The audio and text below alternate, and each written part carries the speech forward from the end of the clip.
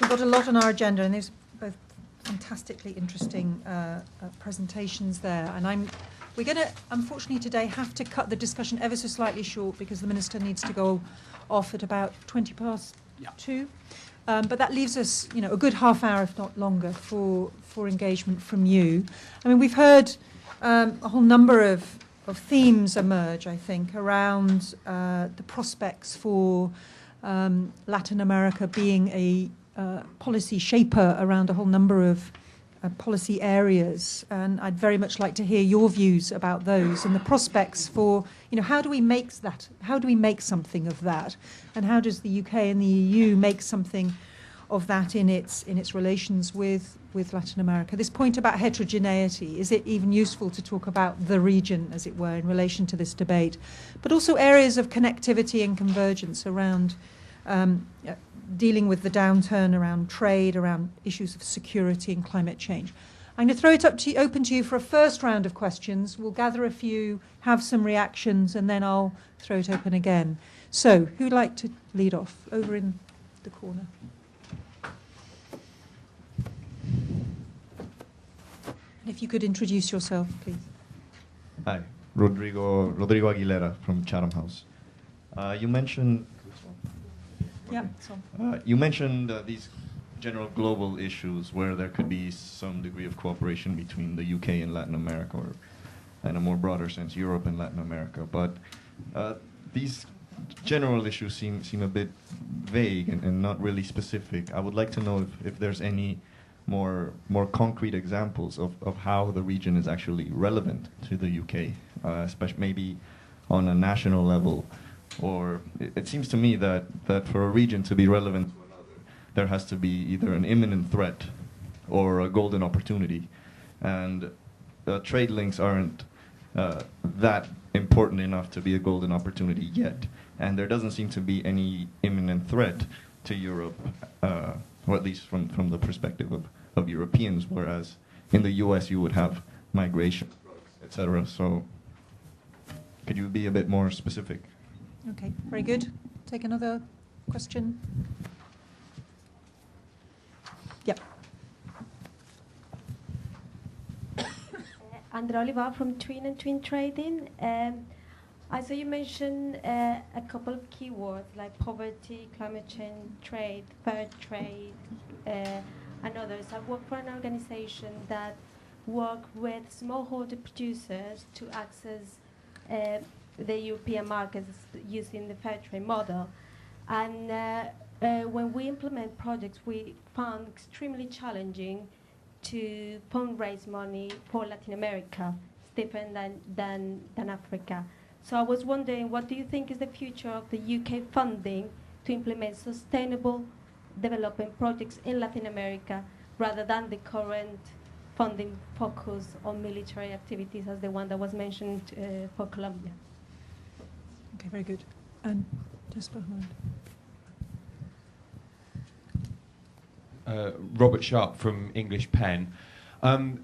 Minister, obviously welcome what you said about human rights being not an add-on, an optional add-on for Latin America.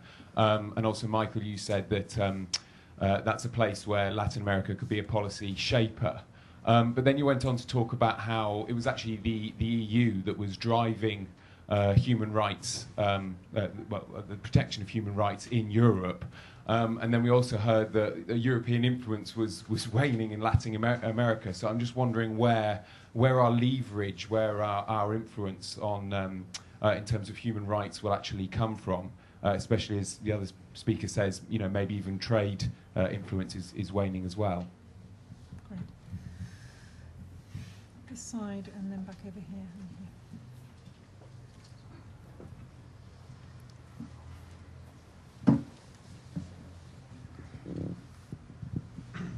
Thank you very much. My name's Tim Carhill. I'm the researcher on Brazil at Amnesty International.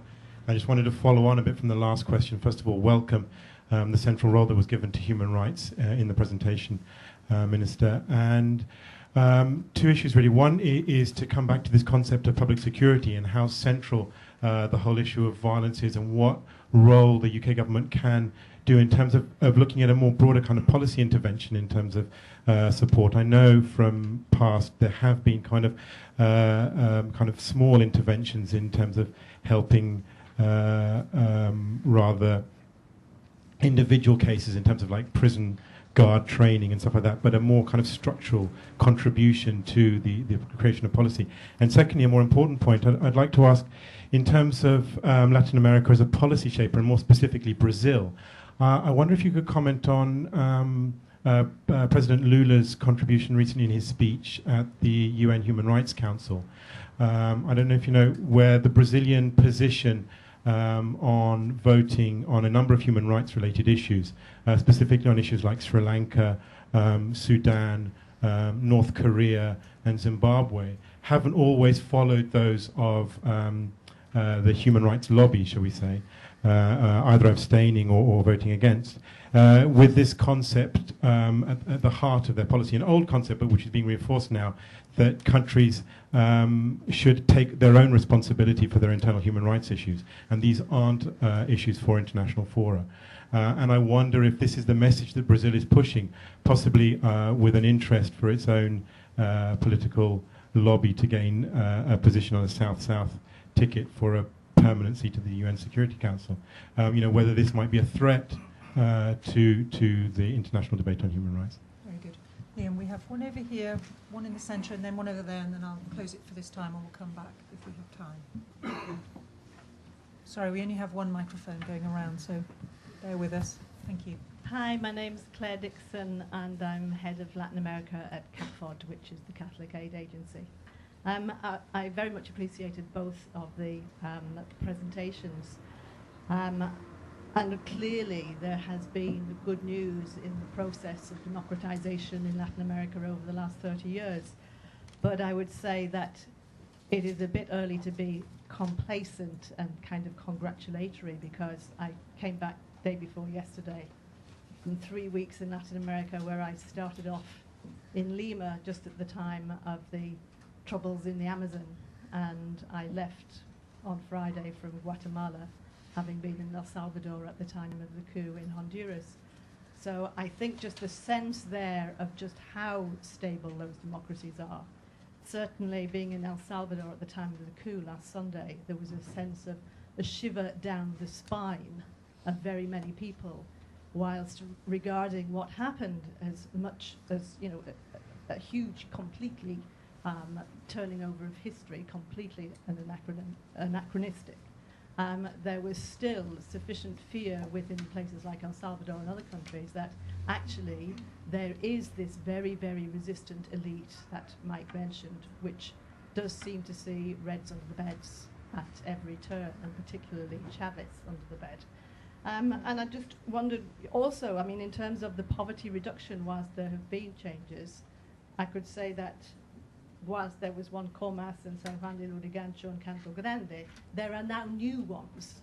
Those are the older established pueblos, jóvenes and shantytowns. So that huge division between wealth and poverty still exists.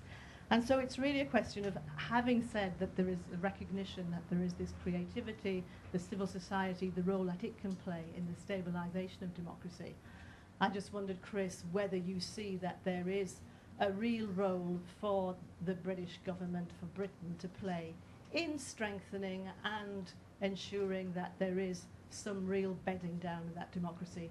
And DFID's attitude, whilst I know that there were a lot of efforts made within DFID to maintain that programme, and we very much appreciate those efforts, it really is minimal. It's kind of £20 million for a continent. So I just wondered what you would say. Great, thank you. So 2 more questions right at the front here. Thank you very much. My question goes to Michael Reid. Particularly, I would like to give you some information on the context on Colombia 10 years before. Would you mind introducing yourself? Yes, of course. My name is Fernando Alzate from Colombian Embassy. As we know, in the 90th decade, we had a terrible situation in Colombia, and we were almost a failed state. And after many years and having a new policy, the democratic security policy conducted by the government, now we are getting better, and now we are in a better situation. And if this is true, why do you consider that today the suspension of the support, the military support to Colombia, is a good decision? Why this is like contradictory to have this kind of positions? Because we are facing today many countries, many situations that they are living difficult moments in human rights issues. And in fact, yesterday or before yesterday, we have 150 people who died in a country, and nobody says nothing about this. But today we are facing this situation. This is my question. Okay, thank you very much. And finally, second row back. Hi, my name's Gemma Hoskins. I'm from Voluntary Services Overseas. And just thinking about the economic development and the climate change agenda, and with the inevitable onslaught of pressure from America and Europe for natural resource management and possibly reduction of natural resource exports, I'd like to get some opinions really on what you believe is Latin America's biggest resource to help it to continue to develop and embrace its shaping role within the global economy. Very good indeed, thank you. Now in there were some specifics which you may not want to be drawn on at this point, but in terms of clustering quite a lot about the human rights agenda, how bullish should we be about political change in particular? Chris, do you have some thoughts on? Well, first of all, the issue about is there any point in us trying to pretend that there should be a concrete relationship between Britain and Latin America when there's, as you put it, Rodrigo, you put it, no threat or no golden opportunity? I just don't think any country can now afford to think of any other part of the world as a sort of desert for their engagement. And historically, Britain's had very strong relationship. It's been a complicated relationship through 200 years and more. And I think it's also anybody who of course, it's always difficult sometimes to explain to the ordinary punter on the street why climate change is a matter that we have to negotiate at a world level, and why Latin American votes and views and arguments in that are absolutely essential. But I think in an intelligent conversation, you cannot but come to the conclusion that there is an enormous potential threat to world security, to world economies, that we need to get right. I know some people in Britain might think it's going to be great, we're going to have vineyards in Britain. But actually, it's not about global warming, it's about extreme events, which mean that people in Bangladesh end up having their homes under water and end up having to move millions of people. It's about battles in 20, 30, 40 years' time, probably not being about oil and gas, but being about drinking water. Or arable land. So I think that is a pretty immediate threat, to be honest. And I think there are golden opportunities. When I look at, and I'm sorry, I'm preaching against myself really, because I said earlier that we shouldn't talk so much about the past and see Latin America through past opportunities. But I just think that British businesses need to be far more imaginative about trade with Latin America. There's a whole series of opportunities there. There's potential enormous benefit for Latin America in terms of investment.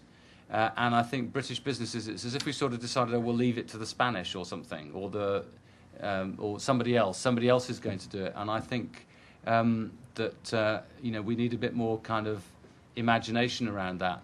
Probably it's because the English are doing it too much, and it should be the Welsh and the Scots. There was a question about funding for, and I recognise the issue around DFID funding in Latin America. It was a brave decision. It was a determined decision that our government took, that we were going to focus our aid and development. We were going to increase our aid and development budgets dramatically. We're going to try to reach our 0.7%, and determinedly do so. But we also wanted to make sure that our money was spent in the poorest countries in the world, because we thought that was where we could make most dramatic effect. And of course that has had an implication for the funding programs in Latin America. And I'd love to be able to say, yes, there's going to be more money for sustainable development funding in Latin America for smaller groups. I do pay, and this is, some of you may be angry with me because this sounds like a cop-out, but I do pay tribute to a lot of the to the voluntary sector, which has continued from Britain to play a very significant role across Latin America. I know that from my own personal experience, but the fair trade concept sprang from the voluntary sector. It didn't spring from government, and I think harnessing that imagination and power has been one of the most exciting things over the last few years. For that matter, the Millennium Development Goals didn't come from government. They came originally from the churches, combining with the voluntary sector, organisations like CAFOD and others. On human rights and democracy generally, I think that part of democracy is you have to write your own future, and Britain can't tell other countries how to organise their democracy. But at the same time, we Brits suffer from effortless British superiority, so we want to tell everybody else how to run the world anyway. And secondly, of course, we have a series of values and principles which we try to bring to bear on every negotiation and discussion that we have, and one of those is about the treatment of the individual. We have taken a sustained position, for instance, on the death penalty. That is not shared by some other countries around the world, including, for instance, the United States of America. It's one of the issues that we raise in discussion with them. There are other issues in relation to human rights, because we believe that a strong civil society with strong trade unions, with strong free press and multiple political parties and all the rest of it, that is the best and most civilised and strongest way of organising a good society in which everybody can have an opportunity to flourish. Tim, you raised the question about whether human rights should just be always an internal affair, and no, I don't think it should. We should raise it. We raise it with China. We raise it with any country that we want to do any kind of business with. But there's still that element of I don't know where I've got this phrase from. Beber de su propio pozo. Thank you, Gustavo. Thank you. But there is that element of people have to be able to create their own democracy, because otherwise it's not democracy. And yes, we have done things through things like the Westminster Foundation to try and enable people to have to share the understanding that we have, without kind of being patronising about free press, free media, and all the rest of it, and about we try to raise those issues at every turn. And yes, maybe sometimes we are too complacent about democratisation in this country. I mean, is the honest truth of the matter. Democracy is a pretty fragile flower, because it's all too easy sometimes for people to say, oh, well, Mussolini ran the trains on time, or whatever anybody's personal version of it is. And after the European elections, I think most politicians in Britain have got to be very careful about what we say. Great, many thanks. Michael, on some of those themes. Just very quickly, before I come to Colombia, just let me say something as an analyst in relation to your question about Brazil. I said at the beginning that Brazil has its own agenda in this multipolar world, and the current Brazilian government does not subscribe to liberal universalism. I think it's fair to say, and it has a different way of doing things. It does believe in democracy, but it doesn't believe in talking about it. I think if there is a change of party in power after the Brazilian election, and if José Serra were to become president, for example, I think one would see some changes on that. And possibly even from Dilma, actually, Lula's candidate. Just in answer to Claire's point, I hope the charge of complacency and excessive congratulatory wasn't directed at me. I think one has to strike a balance between recognising where there are still serious problems, which there clearly of human rights, which there clearly are in places like Guatemala, and in elsewhere in the region to a lesser degree, and not sort of beating this drum of everything's a disaster, because I think there are negative political consequences from that. And now Colombia. I said the decision to suspend the aid I didn't say it was a good decision. I said it was justified. I mean, I'm not in government. I didn't take the decision. I think the reason that it was justified was that I think people were very shocked by the revelations that apparently on not a systematic but not on an isolated basis, army units were killing innocent civilians and dressing them up as guerrillas killed in combat. Since the British government had been training the army in human rights for whatever it was, 10 years or whatever, then you have to ask questions about the effectiveness of that policy if you're the British government, I think. Now, I actually think that partly as a result of, I also said that the overall picture in Colombia is one of great improvement. The government is committed to the policy of democratic security. I think on the whole has been successful and deserves support. The government is committed to imposing civilian control over the army. It's rewritten the rules of engagement for the army, and it's a question of applying those rules, isn't it?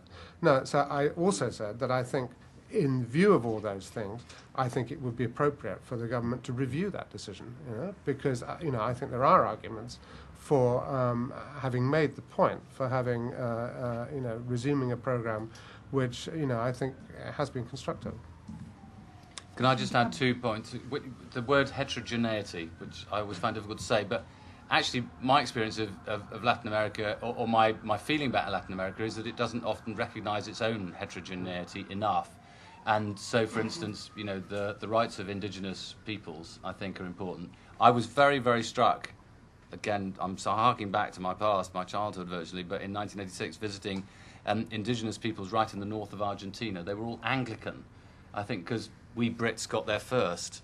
And the other thing I was going to say was just something about prisons, Latin American prisons. I mean, it seems to me it's a vital element of human rights work that just as, the campaign for 150 years, Josephine Butler and others about, transformation of prisons in the United Kingdom was an essential part of having a fair and proper justice system. Exactly the same is true in Latin America, and everybody can tell stories. Right. Fantastic. Go for a quick round of other comments. Right at the front here to begin with. Thank you, Liam. Thank you. Abel Abarca from the Mexican Embassy. I like the way that Mr. Bryant talked about the big challenges to the imagination, how to approach Latin America as a region. We know that this idea of GDP per capita taking countries doesn't work. We have pockets of poverty that we all know in Latin America that are very important and very serious. And if we want to go ahead in climate change, we need to work with these large populations of poverty, of people living in extreme poverty, who are destroying the forests in Mexico, south of Mexico, and many other parts of Latin America. And we need to do something on technical cooperation and stop with this idea of countries equals GDP or per capita or whatever, and try to be more imaginative and work on that. What do you think we could do on that front? Okay, very good. Behind you, please. Hi, my name is Catherine Ronderos from the Central America Women's Network. I would like to challenge various of the comments you present today. Initially, is Latin America's policy shaper in the economy side. I'm afraid that we need to recognize there has been a lot of pressure on the neoliberal policies and the trade policies and opening markets in Latin America, and this has been increased the inequality and the levels of poverty and the unequal distribution of wealth. So this is an issue that we need to take into account when we evaluate the situation. I want to bring the example of the association agreement in between the Central America and the EU at the moment in the current negotiations. There hasn't been enough transparency and open consultation in the region. And when I'm talking about the region, I'm talking about minorities, poverty, the people from poor backgrounds, the indigenous groups, and especially the women's rights sector. Because we know, and also the Central American trends of the open markets brings lack of labor rights and economic rights for especially women working in the maquilas and this sector. So this is something that perhaps we're not taking. We're not strong enough to be policy shaper. We're actually consuming policies. And just a small comment about Chris' comment of business, British businesses, opportunities in Latin America. Can we perhaps change our perspective of colonial view of just British and EU businesses benefiting or in Latin America? Perhaps what about the Latin American businesses, entrepreneurs benefiting from a UK market? What about empowering those over there to develop markets? Why are we all thinking about benefiting British companies? So can we perhaps change that perspective? And to finish, I work in the Violence Against Women program in Honduras, and actually we are working with some women to empower them and to engage politically, because the democracy levels are amongst women and poor communities are very low. And this is a situation we saw it coming. The military coup, it was actually advised and people were taking measures beforehand. But what is interesting is there isn't enough empower and engagement for people to participate democratically. So at the moment for us, it's been we are actually surprised at how people are going out of the streets. People are trying to engage and take initiatives. So this is an answer that I want to say, that democracy has been monopolized all these years, and perhaps, unfortunately, because the situation, I'm not justified it, but it's opening eyes for many people in Latin America. And it's just an issue about democracy. How can we support better and responsible democracy? Okay, thank you. And finally over here, sorry, you. Actually two, and then that side, and then I'm closing it because we need to wrap up. Hi, thanks. Paul McGrath from Exclusive Analysis. Question for Michael on the issue of threats to democracy. Obviously, recent events in Honduras have been the most extreme case, but one could also cite the ongoing standoff in Bolivia between the highland governments and the pro-autonomy people in the lowlands, where we potentially have a case of them ignoring the new constitution, or at least pressing ahead unilaterally with autonomy, which creates a legal limbo, which obviously investors would not find very palatable. Also, not long ago in Ecuador, we had almost a revolving door presidency, although things have changed there. There has been some criticism of Álvaro Uribe in Colombia, that his moves for a third term are kind of doing a Fujimori, to quote some people. And also the risk of narco states, if you like. The UN, I think, on a number of occasions has cited Guatemala and some Caribbean states as having their democracies under threat. So just generally for Michael, do you see, although Honduras was an extreme example, and I don't think people think we're going to see a return to the bad old days of the 70s, but is there a trend that may worry investors of democracy under threat in the region? Great, thank you. If you could just pass it along. And then. Jeremy Thorpe, retired from the Foreign Office. I'd be interested in views on the role of Brazil within the region and the influence of Brazil in the region and how it has changed, and indeed with Brazil's relations and cooperation with other members of the BRICS and the G20, because it seems to me that if Latin America is to be a policy shaper, then Brazil will be the country that does most of the changing. Okay, very good. Michael, you had a specific question to you there. Any other Yeah, just very quickly, let Chris finish up. I mean, I disagree with your description of economic policy over the last few years, but I agree with you on trade, that unfortunately in bilateral free trade deals, then clearly asymmetry has meant that the region has not been able to be a policy shaper as it would have been actually, well, to a greater extent in the Doha round, or even in a FTAA actually. And there's another, I meant to say in my remarks that the longer the recession goes on, clearly then the more the region is going to be a policy consumer of decisions taken elsewhere. Because although I think there's scope for it looks as if Brazil's economy is going to recover fairly soon, and will be a sort of mini motor of growth in the region. But an awful lot depends on what happens in the US in particular. China, obviously, the fact that China has not gone into recession is helping some South American countries. But the longer the recession goes on, the more the region is going to have to look for outside sources of finance, or some countries in the region.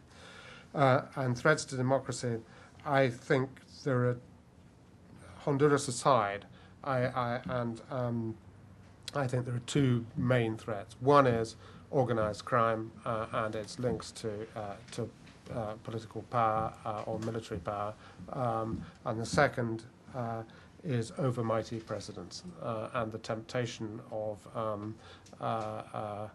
presidents to suppress the autonomy of other institutions. And I do think actually that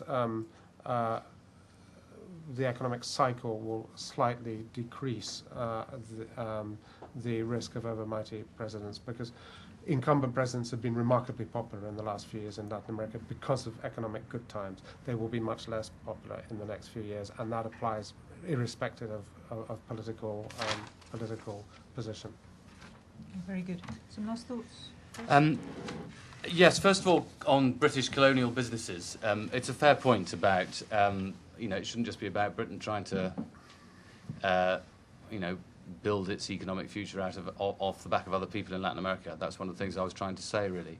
And I'm aware, partly because of the area I represent, that you can be in a rich country but have a very poor region or a very poor area with historic, economic problems. One of the difficulties is that so much major investment relies on heavy amounts of capital. Capital can flow around the world very, very swiftly.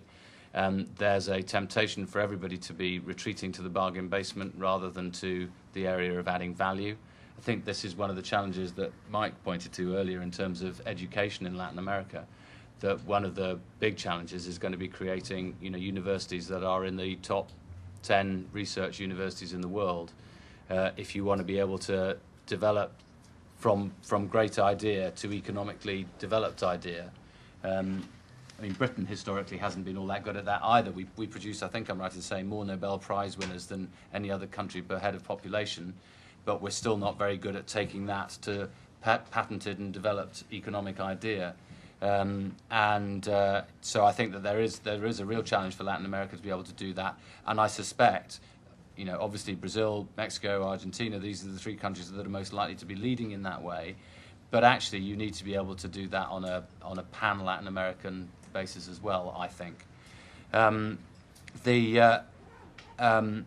Democracy, threats to democracy, there is always the kind of what you might call the Putin problem of how do you make sure you stay in power once the Constitution says that you can't.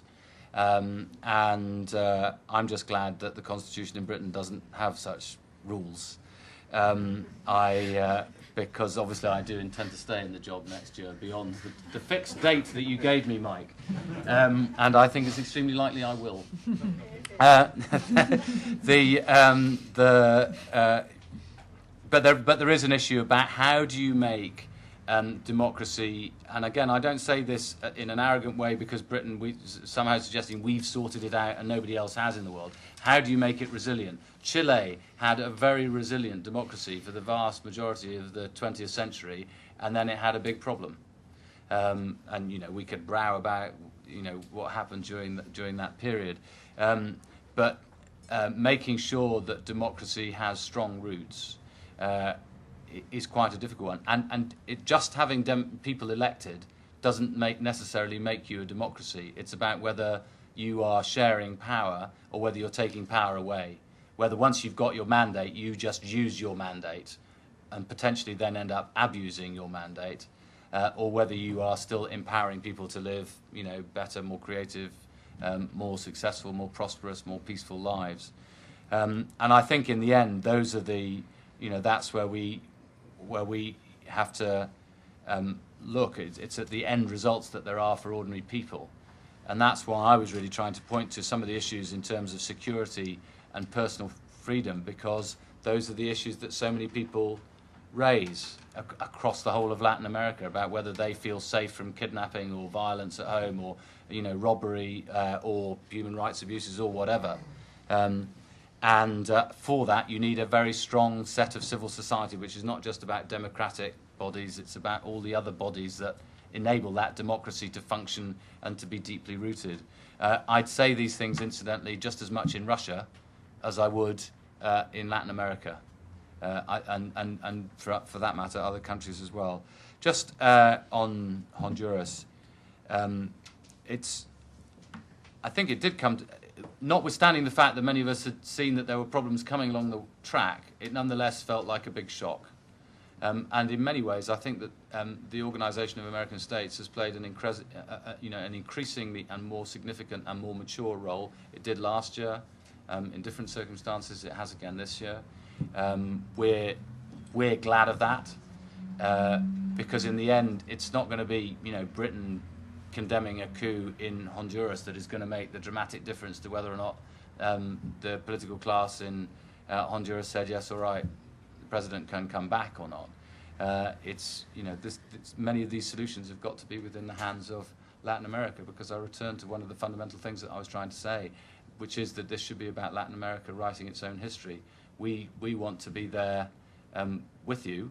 We think that we have an important contribution that we can make, and sometimes that will be industrial, sometimes it will be political on the world stage, but in the end it's got to be Latin America writing its own history.